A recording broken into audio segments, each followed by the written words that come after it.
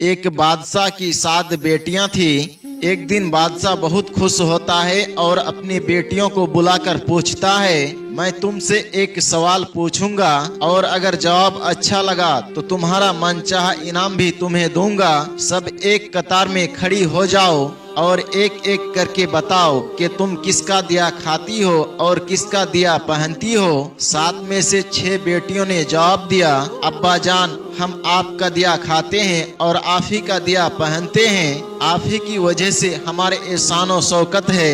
ये सुनकर बादशाह बहुत खुश हुआ और सबको उनकी मनपसंद चीज इनाम के तौर पर उनको दिए। जब सबसे छोटी बेटी की बारी आई तो उसने कहा, मैं अल्लाह का दिया खाती हूँ और अपनी किस्मत का पहनती हूँ और ये मेरा नसीब है। बादशाह ये सुनते ही आग बबूला हो गया और कहने लगा, एक कमबख्त, तुझे इसकी सजा जरूर मिलेगी। शहजादी ने कहा, जो हुक्म अब्बा जान। बादशाह ने सिपाहियों को हुक्म दिया कि जाओ और इसे जंगल में छोड़ आओ, मैं भी देखूं ये कैसे मेरे दिए बगैर अल्लाह का दिया खाती है और अपने नसीब का पहनती है। शहजादी से तमाम जेवरात वापस ले लिए गए और खस्ताहाल कपड़ों में बगैर किसी साजो सामान के बादशाह के हुक्म पर जंगल में ले जाकर उसे तन्हा छोड़ दिया गया। लेकिन शहजादी बहुत मुतमईन थी और अल्लाह की जात पर उसे भरोसा था। जो उसने रिज्क और ऐसो इज़्ज़त मेरे किस्मत में लिखी है वो मुझे जरूर मिलेंगे। सिपाही शहजादी को जंगल में छोड़कर वापस चले गए। शहजादी जंगल को देखने लगी। चारों तरफ पेड़ ही पेड़ थे और दोपहर से शाम होने वाली थी। शहजादी ने सोचा, क्यों ना थोड़ी सी लकड़ियां जमा कर लूं ताकि रात को आग जलाऊं, फिर कोई जंगली जानवर मेरे पास नहीं आएगा और रात भी आसानी के साथ गुजर जाएगी। शहजादी जंगल में लकड़ियां तलाश करने के लिए चल पड़ी। तभी उसकी नजर एक झोपड़ी पर पड़ी जहां बाहर एक बकरी बंधी हुई थी और अंदर से किसी की खांसने की आवाज आ रही थी। पहले तो शहजादी बहुत ही ज्यादा हैरान हुई कि इतने वीराने में आखिर ये झोपड़ी कहां से आई। जब वो झोपड़ी के अंदर दाखिल हुई तो क्या देखती है, एक बूढ़ा जईफ आदमी चारपाई पर लेटा है और खांसते खांसते पानी पानी पुकार रहा है। शहजादी इधर उधर देखती है। एक कोने में पानी का एक घड़ा रखा हुआ था। वो गिलास में पानी भरकर उस बूढ़े आदमी को पानी पिलाती है और शहजादी झोपड़ी की साफ सफाई करने लगती है। इतने में वो बूढ़ा आदमी शहजादी से पूछता है, बेटी, तुम कौन हो और इतनी बड़ी जंगल में तुम अकेली क्या कर रही हो। तब शहजादी ने उसे पूरा मामला बयान किया कि वो यहाँ कैसे पहुँची है। वो बूढ़ा आदमी शहजादी को झोपड़ी में रहने की इजाजत देता है और कहता है कि मैं शहर में काम करता हूँ, मैं सुबह शहर में चला जाऊंगा और 8 दिन के बाद जंगल में वापस आऊंगा। तुम यहीं पर रहो और झोपड़ी में खाने का सामान भी मौजूद है और पास में एक नदी है, वहाँ से तुम पानी का घड़ा भर लिया करना। सुबह को वो बूढ़ा शहर चला जाता है और शहजादी यहाँ झोपड़ी में अकेली रह जाती है। वो पूरी झोपड़ी का साफ सफाई करके बकरी का दूध निकालती है, आधा अपने लिए रख लेती है और आधा दूध बाहर रख देती है कि रात को अगर कोई जानवर भूखा प्यासा होगा तो वो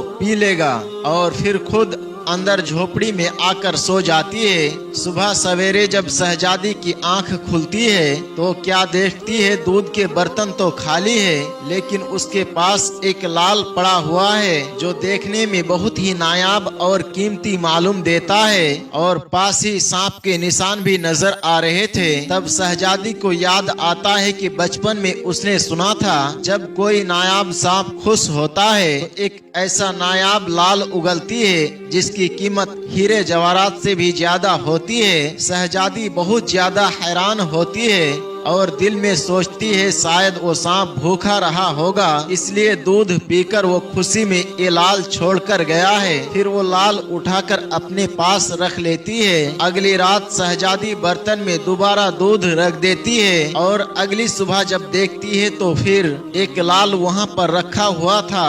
ऐसा करते करते 7 दिन गुजर जाते हैं और शहजादी के पास 7 लाल जमा हो जाते हैं और फिर अगले दिन ही बूढ़ा वापस आ जाता है। तब शहजादी उसे वो लाल दिखाती है और सारा वाकया उस बूढ़े के सामने बयान करती है और बूढ़े को 3 लाल देती है और कहती है, आप शहर जाकर ये लाल बेच दे और आते वक्त अपने साथ महल बनाने वाले मजदूर लेकर आए। बाकी के 4 लाल शहजादी अपने गले में हार बनाकर पहन लेती है और कुछ ही महीने में जंगल में एक आलीशान महल तैयार हो जाती है, जिसमें बूढ़ा और शहजादी रहने लगते हैं। ऐसा खूबसूरत महल जिसमें हर तरफ नौकर चाकर दुनिया की तमाम नियामतें मौजूद होती है। शहजादी जंगल में लकड़ी की एक फैक्ट्री लगा देती है, जिसमें गरीब काम करते हैं और उससे उसकी रोजी रोटी चलती है। देखते ही देखते जंगल शहरनुमा बन जाती है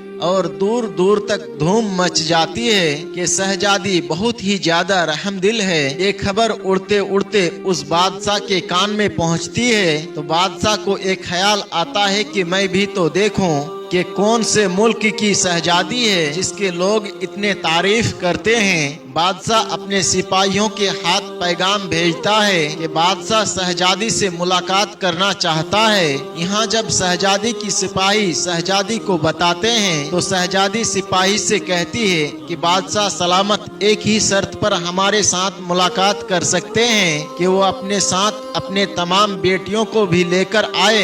सिपाही जाकर बादशाह को पैगाम दे देते हैं। एक दिन बादशाह अपने तमाम बेटियों के साथ शहजादी से मुलाकात करने के लिए आता है। शहजादी उन सब से अपने चेहरे पर नकाब लगाकर मुलाकात करती है और उनके लिए 7 रंग के खाने पेश करती है और हर खाने के साथ उसी रंग के सूट जेवरात पहनकर आती है। महल का ये शानो शौकत, खूबसूरती और शहजादी का ये अंदाज बादशाह को और सभी शहजादी को बहुत हैरान और मुतासिर करता है। आखिर में बादशाह शहजादी से कह ही देता है कि तुम मेरी बेटी की जगह पर हो, यानी तुम मेरी बेटी की तरह हो। मैं भी तुम्हारे कहने पर अपने सारे बेटियों को साथ लेकर आया हूँ। फिर हमसे ये भला कैसा पर्दा। बहुत ही इसरार करने के बाद शहजादी कहती है, ठीक है, मैं तैयार होकर आती हूँ। सब शहजादियाँ आपस में गुफ्तगू करने लगती है कि इतनी तो तैयार है, इतने महंगे महंगे जेवरात पहने हुए हैं, अब और कितना तैयार होकर आएंगी।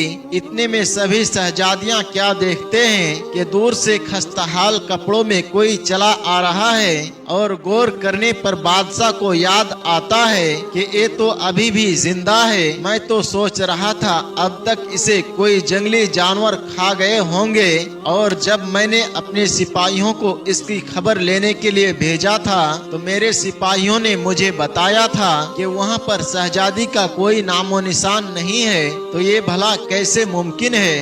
बादशाह खुशी से झूम उठता है और कहता है, शहजादी को बुलाओ, मैं तुम्हें शहजादी से आजाद करवा कर अपने साथ ले जाऊंगा, चाहे वो तुम्हारी कीमत में मेरे पूरे बादशाहत क्यों ना मांग ले। ये सुनते ही शहजादी कहती है, नहीं, कि मैं वही शहजादी हूँ। क्या मैं नहीं कहती थी कि मैं अल्लाह का दिया खाती हूँ और अपने नसीब का पहनती हूँ। बस उसी अल्लाह ने मुझे कहां से कहां तक पहुंचा दिया कि आज मैं आपसे भी ज्यादा अमीर हूं। फिर शहजादी अपना तमाम हाल बादशाह को बयान करती है कि भला वो इस मकाम तक कैसे आई, और बादशाह को अपने गले का हार दिखाती है जिसमें अब भी 4 लाल मौजूद थे।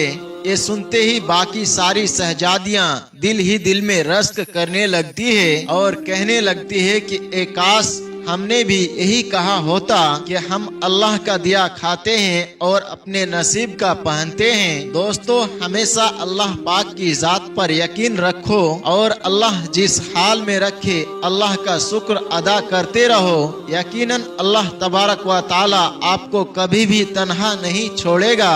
दोस्तों, आज की इस कहानी से आपने क्या सीखा, कमेंट बॉक्स में जाकर जरूर कमेंट करें और अल्लाह तबारक व ताला की बारगाह में दुआ करते रहे कि अल्लाह ताला हम सबको अपनी रजा वाली जिंदगी और अपनी रजा वाली मौत नसीब फरमाए।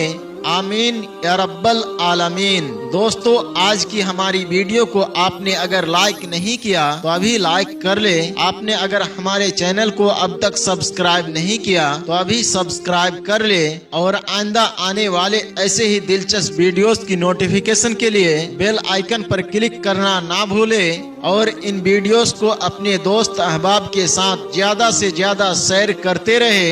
आज की कहानी में बस इतना ही। इंशाअल्लाह बहुत जल्द एक और नई वीडियो के साथ आपके खिदमत में हाजिर होंगे।